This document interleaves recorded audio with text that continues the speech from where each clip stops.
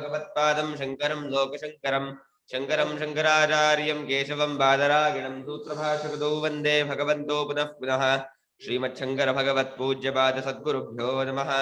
वन्देदं सच्चिदानन्दं यतिवर्यं महामतिं वेदवेदान्तसारथिं सद्गुरुं प्रणतोऽस्म्यहं सदाहं सम्प्रदायज्ञं संयमीन्द्रं सदाश्रयं सद्गुरुं सच्चिदानन्दं सदाचारं समाश्रये। श्री सरस्वती महासद्गुरुभ्यो नमः। अधीः भगवो ब्रह्म 657 ಅಲ್ವಾ ಭಾಷ್ಯ?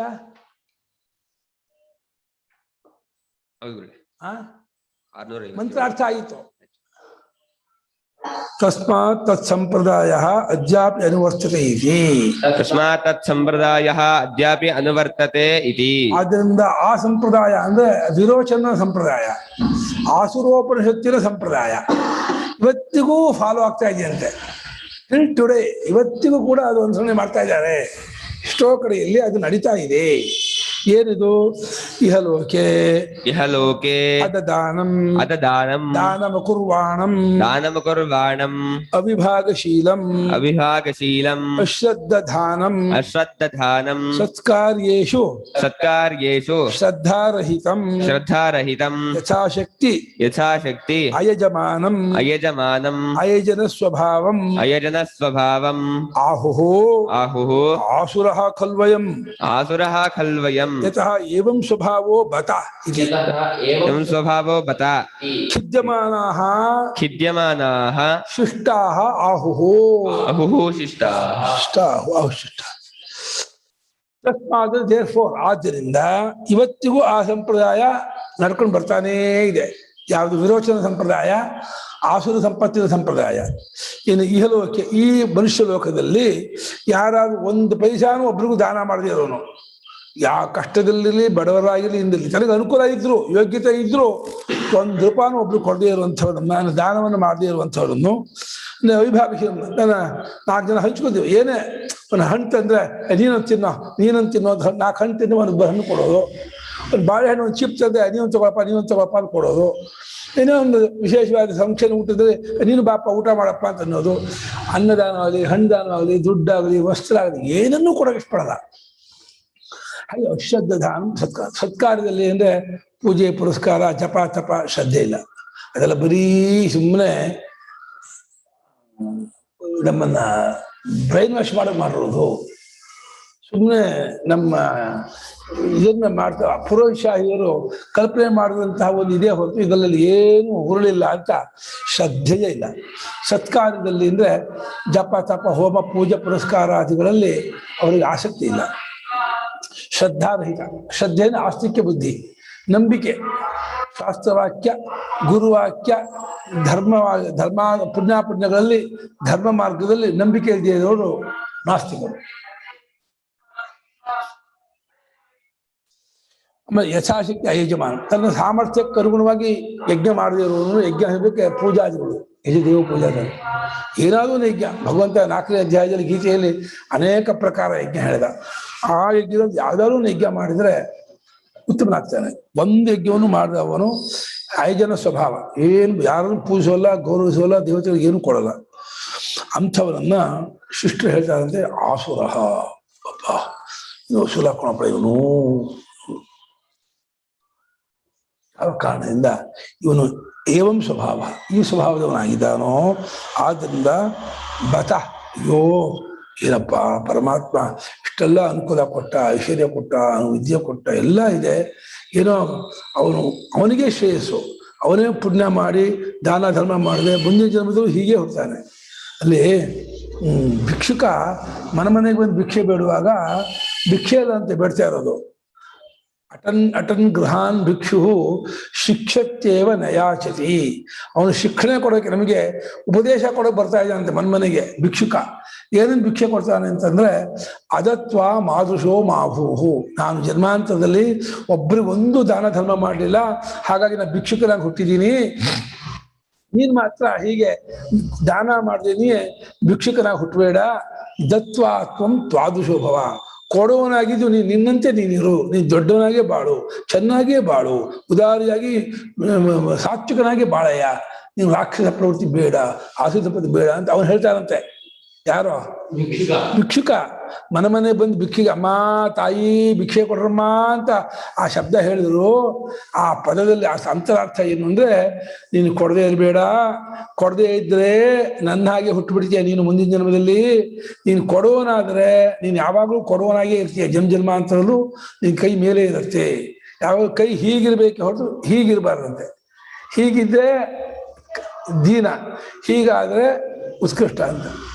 ಆಂಜನೇಯ ಸ್ವಾಮಿ ಶ್ರೀರಾಮಚಂದ್ರ ಕೊಟ್ಟಂತಹ ಉಂಗುರಿಯನ್ನು ಕೊಡುವಾಗ ದೇವಿ ಸೀತಾದೇವಿ ಕೊಡ್ಬೇಕಲ್ಲ, ನಾನು ಹೀಗೆ ಕೊಟ್ಟರೆ ತಪ್ಪಾಗುತ್ತಲ್ಲ ಅಂತ ಹೇಳ್ಬಿಟ್ಟು ಅಮ್ಮ ತಗೊಳ್ಳಿ ಹೀಗೆ ಕೈ ಇಟ್ಟಂತೆ. ಅಮ್ಮ ನೀವು ತಗೊಳ್ಳಿ, ನಿಮ್ಮ ಕೈ ಮೇಲಿರಲಿ ನನ್ನ ಕೈ ಕೆಳಗಿರಲಿ, ಯಾವಾಗೂ ನೀವು ಜಗನ್ಮಾತೆ ಅಮ್ಮ ಶ್ರೀರಾಮಚಂದ್ರ ಧರ್ಮಪತ್ನಿ, ನಿಮ್ಮ ಕೈ ಮೇಲೆ ನನ್ನ ಕೈ ಬರಬಾರ್ದು, ದಯವಿಟ್ಟು ತಗೊಳ್ಳಿ ಹೀಗೆ ಕೈ ತೋರಿಸಿದ್ದಂತೆ. ಎಷ್ಟು ಅವಳ ಆಂಜನೇಯನ ಬುದ್ಧಿವಂತಿಕೆ ಅಂದ್ರೆ, ಯಾವ ಕಾರಣಕ್ಕೂ ನಾವು ರಾಮಚಂದ್ರನಿಗಿಂತಲೂ ಸೀತೆಗಿಂತಲೂ ದೊಡ್ಡವರಲ್ಲ, ಅವರ ಸ್ಥಾನ ನಮ್ಗೆ ಯಾವತ್ತೂ ಬರಲ್ಲ, ನೀ ತಗೊಳ್ಳಿ ಅಂತ ಹೇಳ್ಬಿಟ್ಟು ಹೀಗೆ ಕೈ ಇಟ್ಟು ಅಮ್ಮ ಕೈ ಮೇಲೇ ತಗೋಬೇಕು, ಅವ್ರ ಕೈ ಮೇಲಿರಬೇಕು ಅಂತ. ಆ ತರಹ ಆಂಜನೇಯನ ಮದುವೆ. ಹಾಗೆ ಯಾವಾಗಲೂ ನಮಗೆ ಇದರಲ್ಲೂ ಶಾಸ್ತ್ರದಲ್ಲಿ ದಾತಾರೋ ನೋಭಿವರ್ಧಂತಾಂ ವೇದಾ ಸಂತತಿ ರೇವವಃ ರೇವನಃ ಶ್ರದ್ಧಾ ಚ ನೋ ಮಾವ್ಯಪಗಾತ್ ಬಹುಧೇಯಂಚ ನೋಸ್ತು ಅನ್ನಂಚ ನೋ ಬಹು ಭವೇತ್ ಅತಿಥಿಗಿಶ್ಚ ಲಭೇಮಹಿ ಯಾಚಿತಾರಶ್ಚ ನ ಸಂತು ಆಚಯಾಚುಷ್ಪ ಕಂಚನ ಅಂತ. ದಾತ ನಮ್ಮ ವಂಶದಲ್ಲಿ ಕೊಡೋರು ಹುಟ್ಟಲಿ ಅಂತ ನೀವು ಆಶೀರ್ವಾದ ಮಾಡೋರು ಅಂತ ಕೇಳ್ತಾ ಇದ್ದಾನೆ. ಆ ಬ್ರಾಹ್ಮಣರ ಹತ್ರ, ಶಾದಕ್ಕೆ ಬಂದಂಥ ಬ್ರಾಹ್ಮಣರ ಹತ್ರ, ನಮ್ಮ ವಂಶದಲ್ಲಿ ಹುಟ್ಟೋರೆಲ್ಲ ದಾನಶೀಲರಾಗಿರುವಂತಹವರಾಗಿ ಹುಟ್ಟಲಿ, ಆ ರೀತಿ ಆಶೀರ್ವಾದ ಮಾಡಿ. ಆಮೇಲೆ ನಮ್ಮ ವಂಶದಲ್ಲಿ ವೇದ ಸಂತತಿ ಬೆಳೆಯಲಿ, ವೇದಾ ಸಂತತಿ ರೇವನಃ, ನಮ್ಮ ಮಕ್ಕಳೆಲ್ಲ ವೇದ ಪುರುಷರಾಗಬೇಕು. ನಮ್ಮ ಅಜ್ಜ ಘನಪಾಠಿಗಳು, ನಮ್ಮ ಮುತ್ತಜ್ಜ ಘನಪಾಠಿಗಳು ನನಗೇನು ಬಂತು? ನಮ್ಮ ಅಜ್ಜ ಘನಪಾಠಿ ಅಂದರೆ ಅವ್ರ ಪುಣ್ಯಾತ್ಮರು ಘನಪಾಠಿ ಬೆಳೆದ್ರು. ಮುತ್ತಜ್ಜ ಘನಪಾಠಿ ನಾನು ಎಷ್ಟು ವೇದ ಕಲಿತೆ, ನಾನು ಎಷ್ಟು ಬ್ರಾಹ್ಮಣ ಹುಟ್ಟಿ ಏನು ಶಾಸ್ತ್ರ ಕಲಿತೆ, ಏನು ವೇದ ಕಲಿತೆ, ಆತ್ಮ ಪರೀಕ್ಷೆ ಮಾಡ್ಕೋಬೇಕು. ನನ್ನ ಉದ್ಧಾರವನ್ನು ನಾನು ಮಾಡ್ಕೋಬೇಕೆ ಹೊರತು ಅವರ ಉದ್ಧಾರ ಅವ್ರು ಮಾಡ್ಕೊಂಡ್ರು. ನಮ್ಮ ಅಜ್ಜ, ನಮ್ಮ ತಂದೆ, ಅಜ್ಜ ಮುತ್ತಜ್ಜ ಅವರು ಸಾತ್ವಿಕರಾಗಿ ವೇದಾಧ್ಯಯನ ಸಂಪನ್ನರಾಗಿ ಶಾಸ್ತ್ರಾಧ್ಯಯನಪರಾಗಿ ಭಗವದ್ಭಕ್ತರಾಗಿ ಅವರು ಉದ್ಧಾರ ಆದರು. ಅದು ನಾನು ಹಂಗೆ ಆಗ್ಬೇಕಲ್ವ. ಹಾಗಾಗಿ ವೇದಾಸಂತೇವ ಶ್ರದ್ಧಾ ಚನೋ, ನಮಗೆ ಶ್ರದ್ಧೆಯೇ ಬಿಟ್ಟು ಹೋಗೋದು ಬೇಡ. ಬಹುಧೇಯ ತುಂಬ ಕೊಡುವಂಥದ್ದು ನಮಗಿರಲಿ. ಅನ್ನಂಚನು ನಮ್ಮಲ್ಲಿ ಯಾವಾಗಲೂ ನಾವು 10 ಜನನೇ ಇನ್ನು 10 ಜನಕ್ಕೆ ಅಡುಗೆ ಮಾಡ್ತಾ ರೆಡಿ ಮಾಡಿಟ್ಟಿರಲಿ, ಇನ್ನು 10 ಜನ ಬಂದು ಊಟ ಮಾಡ್ಕೊಂಡು ಹೋಗಿ ಧಾರಾಳ ಹೇಳುವಂತಾಗಲಿ. ಅತಿಥಿಗಳು ನಮ್ಗೆ ಸಿಗ್ತಾ ಇರಬೇಕು, ನಮ್ಮನೆಗೆ ಅತಿಥಿಗೆ ಬರಲಿ. ಯಾವಾಗ ನಮ್ಮ ಬೀದಿ ಭಾಗ ತೆಗೆದಿರತ್ತೆ, ಯಾವಾಗ ಬೇಕಾದ್ರೂ ನಮ್ಮ ಮನೆಗೆ ಅತಿಥಿ ಬರಲಿ. ನಾವು ಮಾತ್ರ ಯಾರ್ತೂ ಏನು ಕೇಳ್ಕೊಳ್ಳೋದು ಬೇಡ ಅಂತ ಭಗವಂತ ಆ ರೀತಿ ನಮ್ಮನ್ನು ಇಡ್ಲಿ, ನೀವು ಆ ರೀತಿ ಮಾಡಿದ್ದ. ಹಾಗೆ ಯಾರು ಈ ಸ್ವಭಾವದವನು, ಯಜ್ಞ ಮಾಡಿದವನು, ದಾನ ಮಾಡಿದವನು, ಶ್ರದ್ಧೆ ಹಿಡಿದಿದ್ದವನು, ಅವನನ್ನ ಖಿದ್ಯಮಾನ ಆಹುಹು ಶಿಷ್ಟ, ಬಹಳ ನೊಂದ್ಕೊಂಡು ಹೇಳ್ತಾರಂತೆ. ನೊಂದ್ಕೊಂಡು ಮಹಾತ್ಮರು ಶಿಷ್ಟರು, ಅಯ್ಯೋ ಅನ್ಯಾಯವಾಗಿ ಹಾಳ ಹೋಗ್ತಾ ಇದ್ದಾನಲ್ಲೋ, ಅನ್ಯಾಯವಾಗಿ ಕೆಳಗೆ ಹೋಗ್ತಾನೆ ಅವನು ದಾನ ಧರ್ಮ ಮಾಡಿದ್ರೆ ಬೇರಕ್ಕೆ ಹೋಗ್ತಾನೆ, ಉದ್ಧಾರ ಆಗ್ತಾನೆ, ಕೃತಾರ್ಥನಾಗ್ತಾನೆ. ಯಾರಪ್ಪ ಅವನಿಗೆ ಹೇಳೋದು, ಹೇಗಪ್ಪ ಹೇಳೋದು, ಅವನಿಗೆ ಅರ್ಥ ಮಾಡಿಸೋದು ಹೇಗೆ ಅಂತ ಅವ್ರು ಬೇಜಾರು ಮಾಡ್ಕೊಡ್ತಾರೆ. ಅವರೇನು ಎಲ್ಲ ಕೊಟ್ಟು ಹೋಗೋದು ಹೇಳ್ತಾ ಇಲ್ಲ, ನಿನ್ನಲ್ಲಿರ್ತಕ್ಕಂಥದ್ದಲ್ಲಿ 100ನೇ ಭಾಗ ಕೊಡು, 1000ನೇ ಭಾಗ ಕೊಡು, 1000ನೇ ಭಾಗ ಪರವಾಗಿಲ್ಲ. ಕೊಡೋ ಬುದ್ಧಿ ಇದು ಬಿಟ್ರೆ ಆ ಕೊಡ್ತಾ ಕೊಡ್ತಾ ಕೊಡ್ತಾ ಅದು ಬೆಳೆಯುತ್ತೆ. ಕೊಡೋ ಬುದ್ಧಿ ಬೆಳೆಸ್ಕೋಬೇಕು ಅಂತ.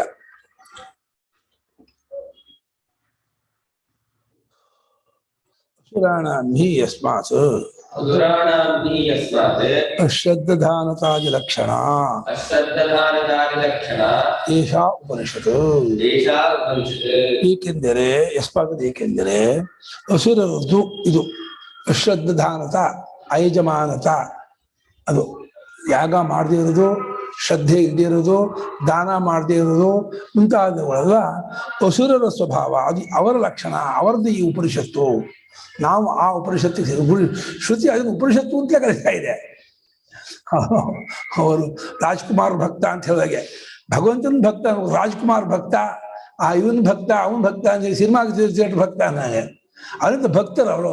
ಭಕ್ತ ಅಂದ್ರೆ ಉತ್ಕೃಷ್ಟನಾದಂತಹ ದೇವತೆಗಳಿಗೆ ಪ್ರೇಮ ಇಟ್ಕೊಂಡು ಭಕ್ತ ಭಕ್ತ ಅನ್ಬಿಡೋದ, ಅಲ್ಲೋ ಉಪನಿಷತ್ತು ಅನ್ಬಿಡೋದು. ಅಲೋಪನಿಷತ್ ಆಗತ್ತೆ ಅಲ್ಲ, ಅದು ಉಂಟೆ ಅಲೋಪನಿಷತ್ ಅಲ್ಲ ಇಲ್ಲ ಇಲ್ಲಲ್ಲ ಉಲ್ಲಲ್ಲ ವರ್ಣ ಅಲ್ಲ ಅಗ್ನಿ ಅಲ್ಲ ಅಲ್ಲ ಇಲ್ಲ ಉಲ್ಲಲ್ಲ ಗೊತ್ತಿದ್ಯಾ? ಎಲ್ಲಿತ್ತು?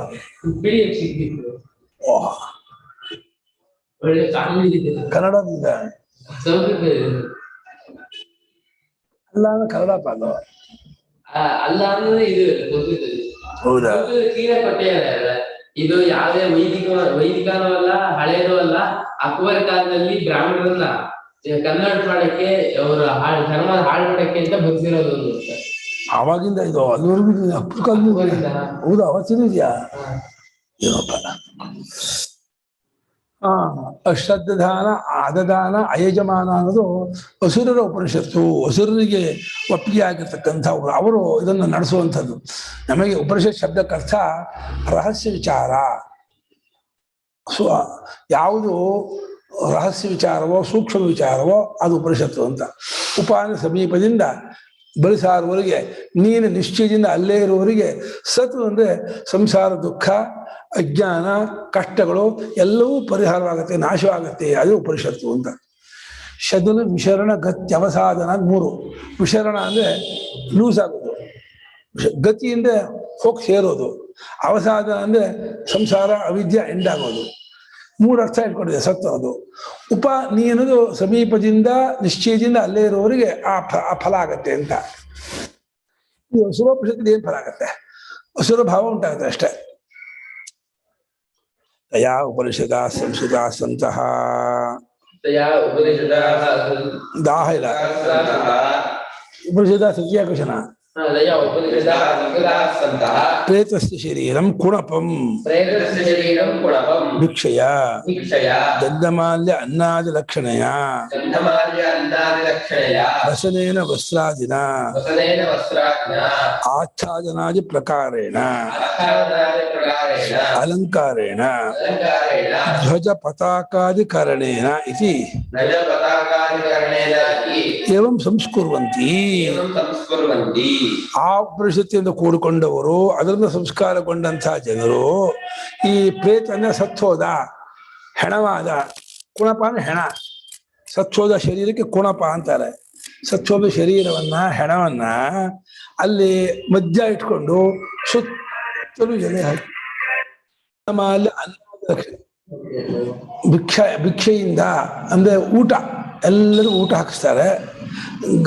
ಅದಕ್ಕೆ ಹಾರ ಹಾಕೋದು, ಮೈಗೆಲ್ಲ ಗಂಧ ಹಚ್ಚೋದು, ಸೆಂಟ್ ಹಚ್ಚೋದು, ಈ ಪ್ರಕಾರದ್ದಾದ ಒಂದು ಉಪಚಾರದಿಂದ, ಮತ್ತು ಹೊಸ ಬಟ್ಟೆ ತರೋದು, ಅದು ದುಬಾರಿ ಬಟ್ಟೆ, ಶ್ರೇಷ್ಠವಾದ ಬಟ್ಟೆ, ದುಬಾರಿ ಬಟ್ಟೆ ತಂದು ಅದನ್ನು ಉಡಿಸೋದು, ಅದಕ್ಕೆ ಒಳ್ಳೊಳ್ಳೆ ಹೊದಿಕೆ ಹಾಕೋದು, ಅಲಂಕಾರ ಮಾಡೋದು, ಅಲ್ಲ ಧ್ವಜ ಪತಾಕ ಅಂದೆ ಇದಕ್ಕೆ ಹಾಕಲ್ಲ, ಇದೆಲ್ಲ ಮಾಡ್ತಾರೆ. ಕಡ್ಡಿ ಸಿಕ್ಸ್ಬಿಟ್ಟು ಅದಕ್ಕೆ ಒಂದು ಇದು ಹಾಕ್ತಾರೆ, ಕಾಗದದ್ದು, ಪ್ಲಾಸ್ಟಿಕ್ ಇಂದು ಧ್ವಜ ಛತ್ರ ಎಲ್ಲ ಮಾಡ್ತಾರೆ. ಅವುದರಿಂದ ದೀಪಾದಿಗಳನ್ನೆಲ್ಲ ಹಚ್ಚಿಬಿಟ್ಟು ಅಲಂಕಾರ ಮಾಡ್ತಾರೆ, ಸುತ್ತ ದೀಪ ಇಟ್ಟು. ಇದನ್ನ ಏತೇನ ಗುಣಪ ಸಂಸ್ಕಾರೇಣ ಅಮಂ ಪ್ರೇತ್ಯ ಪ್ರತಿಪತ್ತವ್ಯಂ ಲೋಕಂ ಜೇಷ್ಯಂತೋ ಮನ್ಯಂತೆ. ಈ ಒಂದು ಕುಣಪ ಸಂಸ್ಕಾರದಿಂದ ಸತ್ತ ಬಳಿಕ ಅಂದ್ರೆ ಸತ್ತೋದವನು ಅವನು ಪಡೆದುಕೊಳ್ಳಬೇಕಾದ ಲೋಕವನ್ನು ಗೆದ್ದುಕೊಳ್ಳುವು ಅಂತ. ಅವನು ಗೆದ್ಕೋತಾನ, ಮಾಡೋರು ಗೆದ್ಕೋತಾರ. ಈ ವಾಕ್ಯ ನೋಡಿದ್ರೆ ನಾವು ಮಾಡ್ತೀವಲ್ಲ ನಮಗಾಗತ್ತೆ ಅಂತ ಇದ್ದಾರೆ. ಈ ಕುಣಪ ಸಂಸ್ಕಾರ ಮಾಡಿದ್ರೆ, ಕುಣಪ ಸಂಸ್ಕಾರ ಮಾಡೋರು ಯಾರೋ ಮಕ್ಕಳು, ಬಂಧುಗಳು, ಜ್ಞಾತಿಗಳು. ಆ ಮಾಡುವವರು ಇದನ್ನು ಮಾಡಿದರೆ ನಾವು ಸತ್ತ ಮೇಲೆ ನಮಗೆ ಉತ್ತಮ ಲೋಕ ಪ್ರಾಪ್ತಿ ಆಗತ್ತೆ ಅಂತ ಅಂದ್ಕೊಳ್ತಾರಂತೆ. ಆ ಹೆಣ ಸಂಸ್ಕಾರ ನಿಮ್ಗೆ ಲೋಕ ಪ್ರಾಪ್ತಿ ಆಗ್ಬೇಕು, ಇನ್ನು ಅವನಿಗಾಗತ್ತೆ ಅಂತಂದು ಅರ್ಥ ಇದೆ ಅಲ್ವಾ?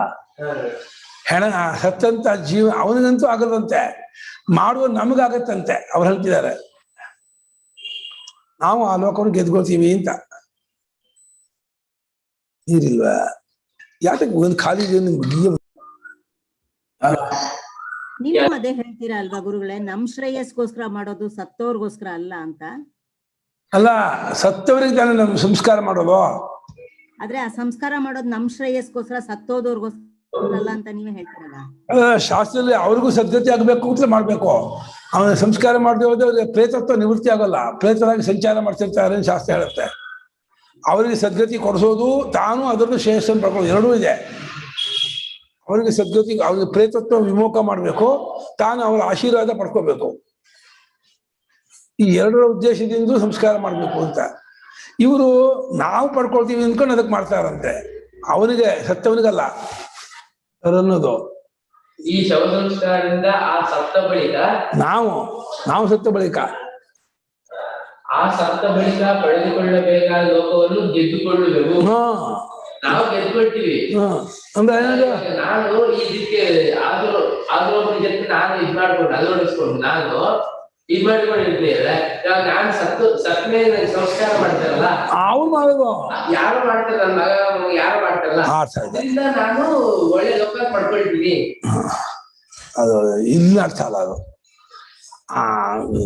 ಈ ಕುಲಪ ಸಂಸ್ಕಾರ ಮಾಡೋಣದ್ರಿಂದ, ಕುಲಪ ಸಂಸ್ಕಾರ ಮಾಡೋದು ಯಾರೋ ಮಕ್ಕಳು ಮತ್ತು ಮಿತ್ರಬ್ಬರು. ಅವ್ರಿಗೆ ಆ ಸತ್ತ ಬಳಿಕ ನಾವು ಯಾವಾಗ ಸಾಯ್ತೀವಲ್ಲ ಆವಾಗ ಸತ್ತ ಬಳಿಕ ಆ ಲೋಕವನ್ನು ನಾವು ಗೆಲ್ಗೋತೀವಿ. ನಾವು ಈ ಸಂಸ್ಕಾರ ಮಾಡಿದ್ರೆ ಮುಂದೆ ನಾವು ಯಾವತ್ತೂ ಸಾಯ್ತೀವಲ್ಲ, ಸತ್ತ ಮೇಲೆ ನಮಗೆ ಉತ್ತಮ ಲೋಕ ಪ್ರಾಪ್ತಿ ಆಗತ್ತೆ ಅಂತ, ನಾವು ಗೆದ್ಕೊಳ್ತೀವಿ ಅಂತ. ಯಾವಾಗಲೂ ಸಾಯ್ತೀವಲ್ಲ ಆ ಸತ್ತ ಬಳಿಕ ನಾವು ಆ ಲೋಕ ಗೆದ್ಕೊಳ್ತೀವಿ ಅಂತ. ಅದಕ್ಕೆ ಕುಲಪ ಸಂಸ್ಕಾರ ಮಾಡಿದ್ರೆ ನಮ್ಮ ಕುಲಪ ಸಂಸ್ಕಾರ ಕರೆಕ್ಟ್ ಅಲ್ವಾ ಗುರುಗಳೇ? ಯಾರ ಪಾಪನು ಯಾರು ಪುಣ್ಯನು ಯಾರು ಕೊಡಕ್ಕಾಗಲ್ಲ. ಪರಮಾತ್ಮನೇ ನಾದತ್ತೆ ಕಶ್ಚಿತ್ ಪಾಪ ಅಂತ ಹೇಳುವಾಗ ಮನುಷ್ಯರು ಇನ್ನೊಬ್ರಿಗೆ ಪುಣ್ಯ ಕೊಡ್ತಾರೆ ಅನ್ನೋದು ಅರ್ಥ ಇಲ್ಲ ಅಲ್ವಾ? ಅಲ್ಲ, ಅಲ್ಲಿ ಏನಿದೆ ಅಂದ್ರೆ ಆ ಋಣ ಇದೆ ಅಂತಾರೆ. ತಂದೆ ತಾಯಿ ಋಣ ಮಕ್ಕಳಿಗೆ ಇರೋದ್ರಿಂದ ತಂದೆ ತಾಯಿ ಮಾಡಿದ್ದಕ್ಕೆ ತಾನು ದಾನಾದಿ ಮಾಡೋದು ತಂದೆಗೆ ಸದ್ಗತಿ ಆಗೋದು ಅಂತ ಹೇಳೋದು. ಆ ಸತ್ತ ಮೇಲೆ ಗೋದಾನ ಹಿರಣ್ಯದಾನ ಇತ್ಯಾದಿ ಮಾಡೋದು ಅವನಿಗೆ ಸದ್ಗತಿಗಾಗಿ ಮಾಡೋದು ಹೊರತು ಇವನಿಗೆ ಬರೀ ಶ್ರೇಯಸ್ಸು ಅಲ್ಲ. ಇವನಿಗೂ ನಿಂಗೆ ಮಾಡೋ ಒಳ್ಳೆಯದಾಗತ್ತಪ್ಪ ಅವ್ರ ಆಶೀರ್ವಾದ ಅಂತ ಹೇಳ್ತೀವಿ. ಆದ್ರೆ ಸತ್ತವನಿಗೆ ಸದ್ಗತಿ ಆಗೋದು ಅನ್ನೋದೇ ಪ್ರಧಾನ. ಒಬ್ಬ ತಂದೆ ಮಗಳಿಗೆ ಸಂಬಂಧ, ಅದಕ್ಕೆ ಸಂಪತ್ತಿ ಕರ್ಮ ಅಂತ ಹಾಗೆ ಬಂದಿರೋದು. ಸಂಪತ್ತಿ ಕರ್ಮದಲ್ಲಿ ತಂದೆಯು ತನ್ನ ಜವಾಬ್ದಾರಿ ಮಗನ ವಹಿಸಿ ಮಗ ಮಾಡಿದ್ರೆ ಅದನ್ನು ತಂದೆಗೆ ಉತ್ತಮ ಲೋಕ ಪ್ರಾಪ್ತಿ ಆಗತ್ತೆ ಅಂತ ಶಾಸ್ತ್ರ ಹೇಳುತ್ತೆ. ಮಾತಾಪಿತೃಗಳಿಗೆ ಕರ್ಮ ಮಾಡಿದ್ರೆ ಮಾತಾಪಿತೃಗಳಿಗೆ ಸದ್ಗತಿ ಪ್ರಾಪ್ತಿ ಆಗತ್ತೆ ಅಂತ ಶಾಸ್ತ್ರ ಹೇಳುತ್ತೆ.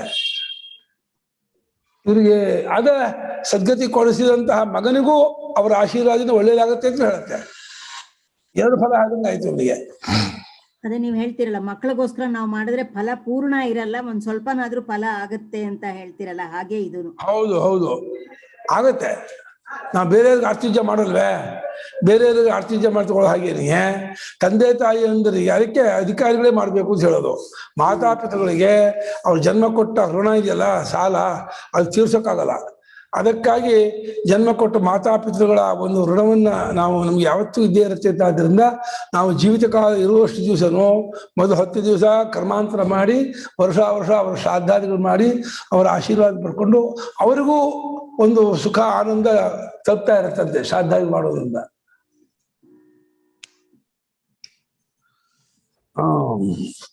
ಈಗ ಇವಾಗ ಆ ಕಥೆ ಬಿಟ್ಬಿಡ್ತು, ದುರ್ಯೋಧನ ಕಥೆ ಮುಗೀತು. ಇವಾಗ ಇಂದ್ರನ ಕಥೆ.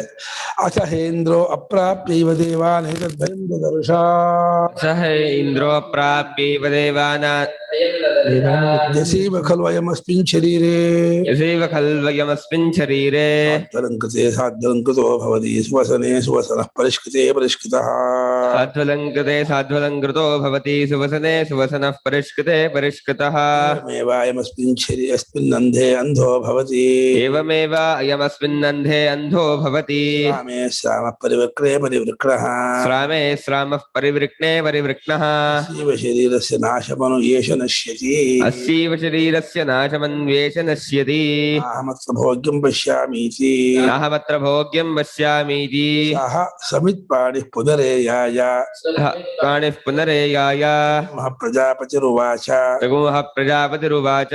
ಭಗವನ್ ಯಚ್ಛಾಂತ ಹೃದಯಃ मघवन् यच्छान्तर्हृदयः रावराजीः सार्धं विरोचनेन राव्राजीः सार्धं विरोचनेन इच्छन् पुनरागम इति किमिच्छन् पुनरागम इति सहोवाच सहोवाच यथैव खल्वयं भगवः यथैव खल्वयं भगवः अस्मिन् शरीरे साध्वलङ्कृते साध्वलङ्कृतो भवति अस्मिन् शरीरे साध्वलङ्कृते साध्वलङ्कृतो भवति सुवसने सुवसनः परिष्कृते परिष्कृतः सुवसने सुवसनः परिष्कृते परिष्कृतः एवमेवायमस्मिन् अन्धे अन्धो भवति एवमेव यमस्मिन्नन्धे अन्धो भवति श्रामे श्रामः परिवृक्णे परिवृक्णः श्रामे श्रावः परिवृक्णे परिवृक्णः तस्यैव शरीरस्य नाशमनो असीव शरीरस्य नाशमनो एष नश्यति एष नश्यति अहमत्र भोग्यं पश्यामि नाहमत्र भोग्यं पश्यामीति असहेन्द्रो अप्राप्यैव देवान्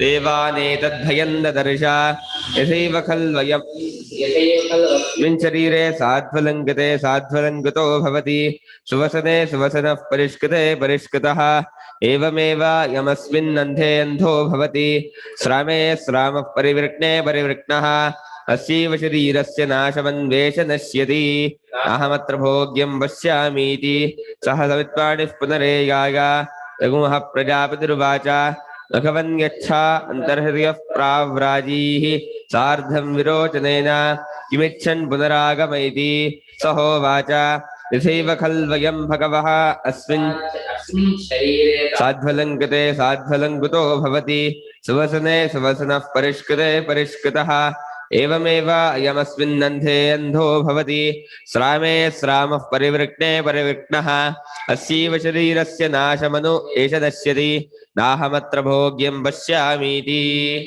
अथ हि ही इंद्र दरिद्र अथ ह इन्द्रः यासंदे वृद्धि वृद्धि वृद्धि इन्द्रः अप्राप्यैव